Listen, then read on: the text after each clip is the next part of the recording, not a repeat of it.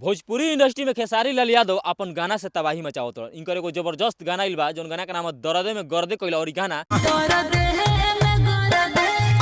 Social media पर बहुत तेजी से वायरल होता है। गाना के लोग खूब पसंद करता। यूट्यूब पर 2 नंबर म्यूजिक सेक्शन में ट्रेंड करता। इ होखेला असली पावर, इ होखेला असली दम। खेसारी लाल यादव के जे फैन बनू भाई, वीडियो को जरूर शेयर करिए।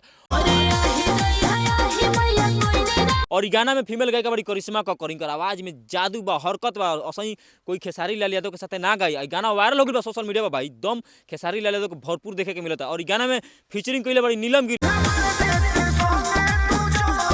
इनकर आधा एक्सप्रेशन देखला के बाद लोग घायल हो जाला। ऐसा अदाकारा बाड़ी, उनके एक बार तू जरूर वीडियो देखेगा। ग्लोबल म्यूजिक जंक्शन से खेसारी लाल के गाना आइल बा, जौन गाना के नाम है दर्दे में गर्दे कइला। हल्का मचावत सोशल मीडिया पर। इनकरा से बड़ कोई कलाकार नहीं के ना कोई मेहनत कर सकेला खेसारी लाल यादव से ज्यादा। जबरदस्त गाना बा। और इ गाना के लिखल बड़े अजय बच्चन, और इ गाना में म्यूजिक कंपोज के बड़े आर्य शर्मा। आर्य शर्मा जो भी खेसारी लाल यादव खातिर म्यूजिक कंपोज के बड़े, उ म्यूजिक दुनिया में नाम कइले बा, गर्दा मचइले बा। और गर्दा मचावत Khesari Lal Yadav 2 number music section में ट्रेंड करता।